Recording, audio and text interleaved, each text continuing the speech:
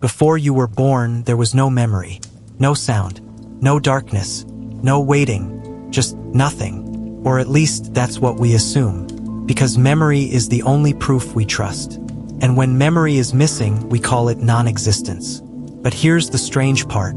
You don't remember falling asleep last night either. Yet you existed the entire time. The absence of memory is not the absence of being. So what does that mean for the time before your birth? Before your brain formed? Before neurons fired? Before identity had a name? Were you truly nothing? Or were you something without a reference point? Science tells us consciousness depends on the brain. Damage the brain and experience changes. Alter chemistry and perception shifts. But science also admits something uncomfortable. No one knows what consciousness actually is. We can map neurons, track signals, predict behavior, but the inner experience, the feeling of being, that remains unexplained, which raises a quiet but disturbing idea. If consciousness is not fully understood, how can we be certain it begins at birth? Think carefully.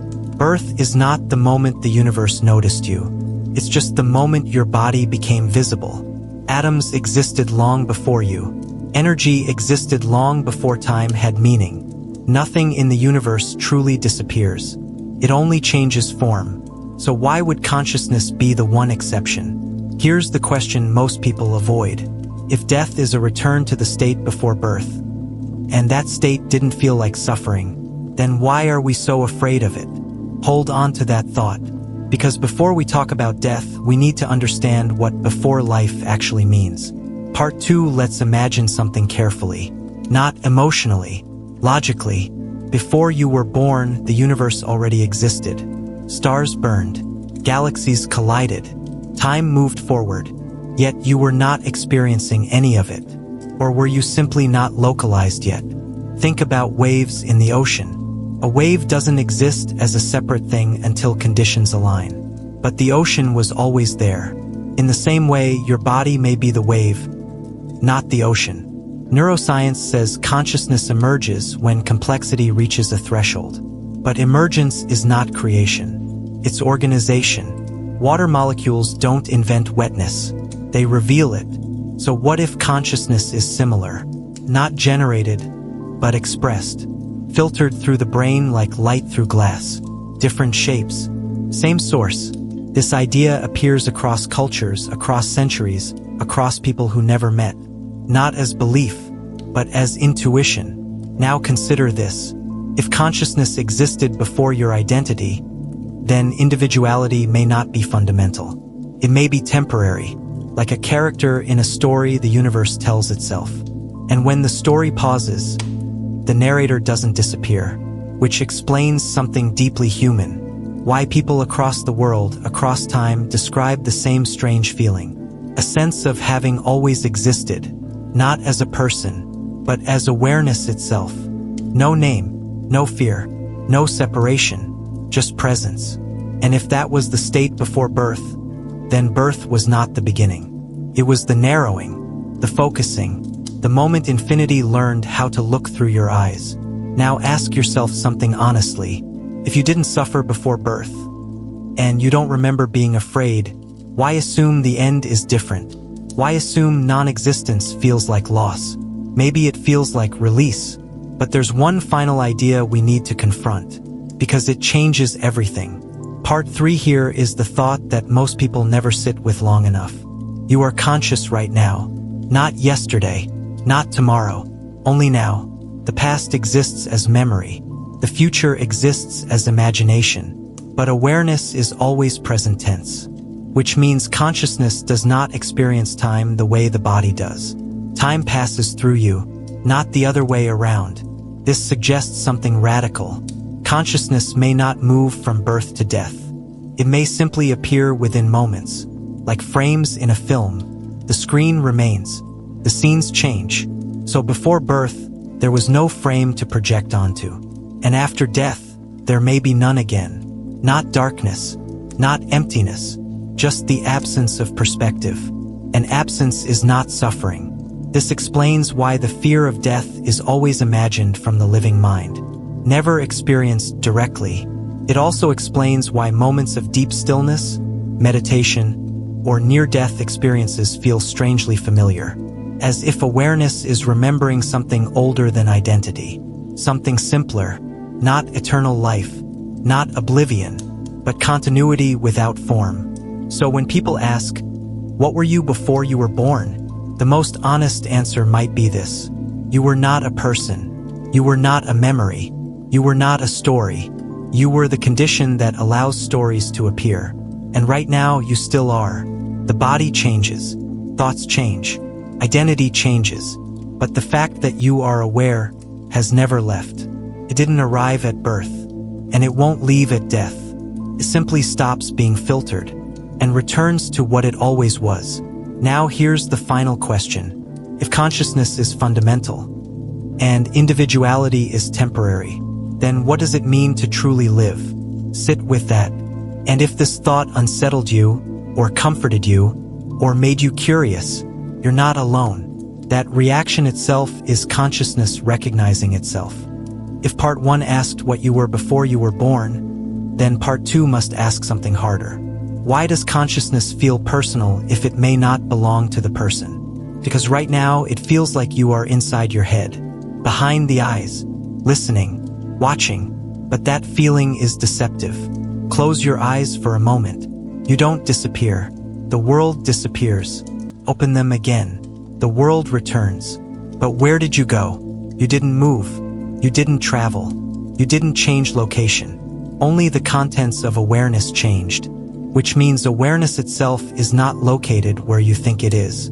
This is where most people get stuck. They confuse the point of view with the thing that sees. The brain is a point of view, a perspective generator, but perspective is not the same as presence. Now consider this carefully. If consciousness were created by the brain, then damaging the brain should destroy awareness entirely. But that's not what we observe. Sometimes, damage removes memory but awareness remains. Sometimes, identity collapses but experience continues. Sometimes, the sense of self dissolves yet awareness becomes clearer.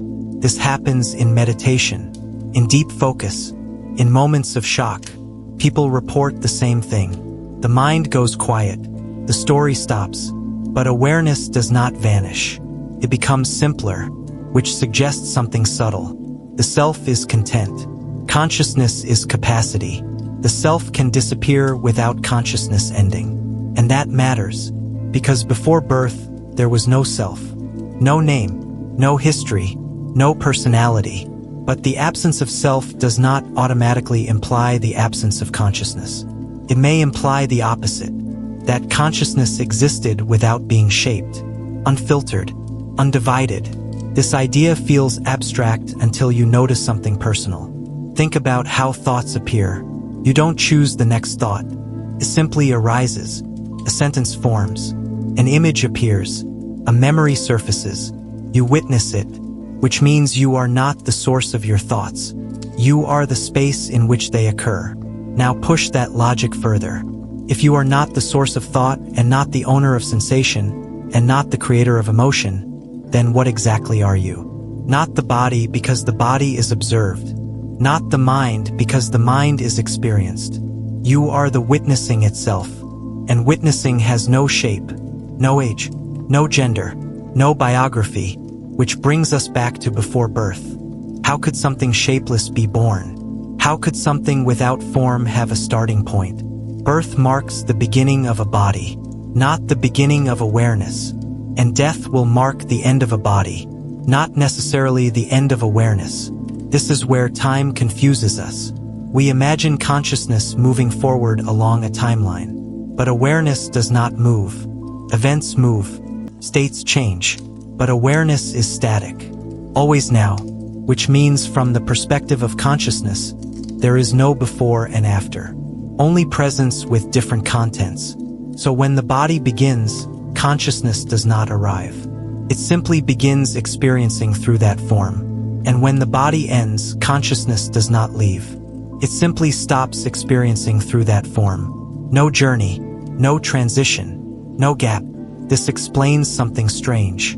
Why the moment of waking never feels like emergence. Why anesthesia feels like teleportation. One moment awareness is present. The next, it is present again. No memory of absence.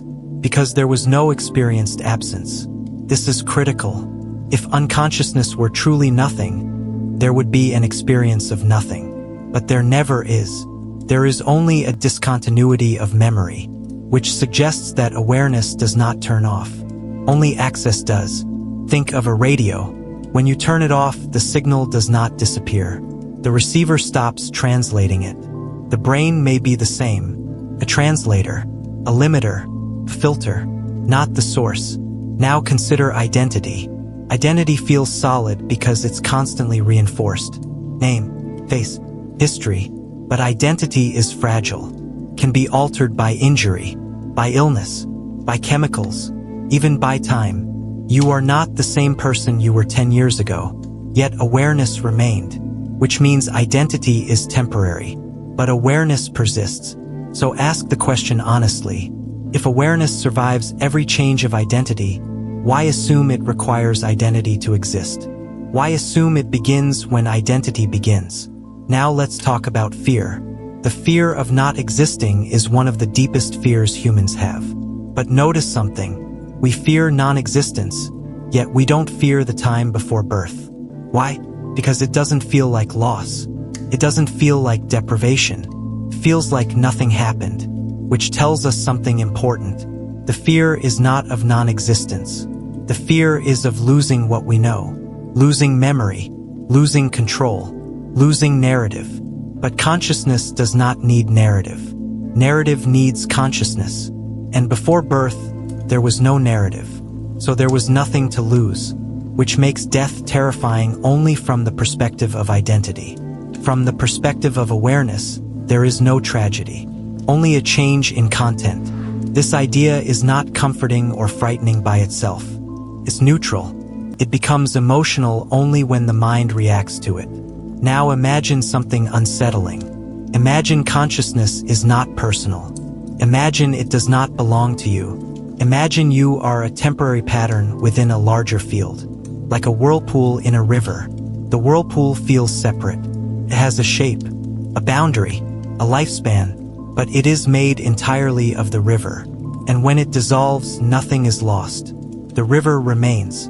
This does not make the whirlpool meaningless. It makes it temporary, and temporary things can still be precious. In fact, they are precious because they are temporary. This reframes life entirely. Life is not consciousness beginning. Life is consciousness narrowing, focusing itself into a viewpoint, experiencing limitation. And limitation creates meaning, because without limits, nothing stands out. Now consider this carefully. If consciousness existed before birth without perspective, then birth was not a gift of awareness. It was a gift of contrast, the ability to experience separation. Self and other, inside and outside, before and after, and through that separation, meaning becomes possible. Pain becomes possible. Joy becomes possible. Love becomes possible. And so does fear. But fear does not imply error. It implies investment. The universe invested in a perspective. You. Which is why losing that perspective feels like loss. But loss only exists for the perspective itself, not for the field in which it appears. Now think about this moment, right now, not your thoughts, not the words, the simple fact that experience is happening. That fact has no history. It doesn't remember childhood. It doesn't anticipate tomorrow. It simply is, and it has always been that way, which means from the perspective of awareness, there has never been a beginning, only different scenes. So when someone asks, "What were you before you were born?" a more precise question would be, what was awareness experiencing before this body existed? And the honest answer might be nothing. Not because awareness was absent, but because there was nothing to be experienced. No boundaries, no distinctions, no self, which is why it feels like nothing. But feeling like nothing is not the same as being nothing. It's the absence of contrast. And absence of contrast is peaceful, which may explain something deeply human.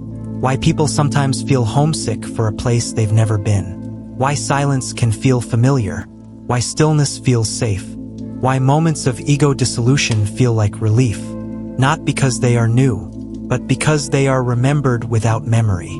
Now here is where part 2 must end on a difficult note. If consciousness did not begin at birth and identity is temporary, then the most important question is no longer about before birth. It is about now. What are you right now? Not who, not what you do, but what is it that is aware of this sentence?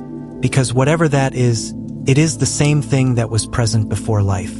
And it will be the same thing after identity dissolves. And in part 3, we will confront the final implication. What this means for death, for meaning, and for how you should live if individuality is temporary but awareness is not. If part 2 loosened the idea of identity, then part 3 must confront what happens when identity ends. Sooner or later, every story reaches silence. Every name is spoken for the last time. Every face fades from memory. Every body stops responding. And the mind immediately asks the wrong question. What happens to me? But that assumes me is permanent. The character of life changes constantly.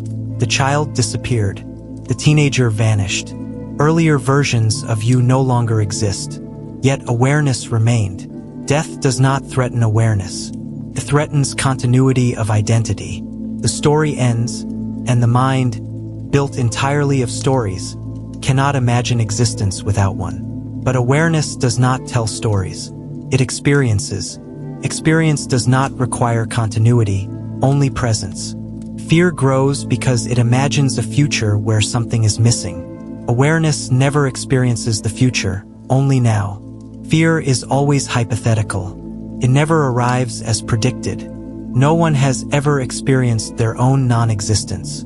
Pain, loss, and dying are known. Being dead is not. Death may not be an event for consciousness. It may be the moment experience stops being localized, like a spotlight turning off. The stage remains. Only the beam ends. This explains why near-death experiences share patterns. Loss of boundaries, expansion, familiarity. Not hallucination, but loosening of filters. Identity dissolves before awareness. Feels like release, not extinction. Awareness does not depend on identity. Only experience does. If consciousness existed before birth and continues after death, life is a temporary shaping, a lens through which the infinite experiences limitation. Limitation is not a flaw. It gives contrast, meaning, and depth to experience. Suffering and joy are both consequences of focused awareness. If consciousness is fundamental and individuality temporary, life is about expression, not survival. Experiencing matters more than preserving. Death does not steal awareness. It ends your role. Roles end so new perspectives can arise. Awareness without form is not exhausted. It simply is. Birth was not a rare accident. It was a moment when awareness gained a viewpoint. Countless viewpoints exist, not all human or biological, but all expressions of the same underlying condition. The universe appears fine-tuned for experience, because experience is what it does. Fear protects identity, but awareness does not need protection. Life can be taken seriously, loved deeply, without clinging or desperation. Memory belongs to identity. Before birth, there is no memory. The absence of memory does not imply absence of awareness, only absence of storage. Life is not preparation for death. It is an opportunity for experience. Meaning is created locally, not imposed globally. A moment matters because it happened. That is enough. The awareness listening now is the same that listened to your first memory and will be present at your last. It does not move. Everything else moves through it. Before birth, there was no you, but there was awareness. After death, there will be no you, but awareness remains unlocalized. Form disappears. Presence does not. If what you truly are is not the story but awareness of the story, every moment of presence is complete. You do not need more time, answers, or certainty. Peace comes from recognizing what has always been here. Awareness did not begin at birth and will not end with death. The question, what were you before birth, dissolves. Awareness is the background against which timelines appear. You were not something, you were not nothing, you were awareness. And you will remain so after the last question fades.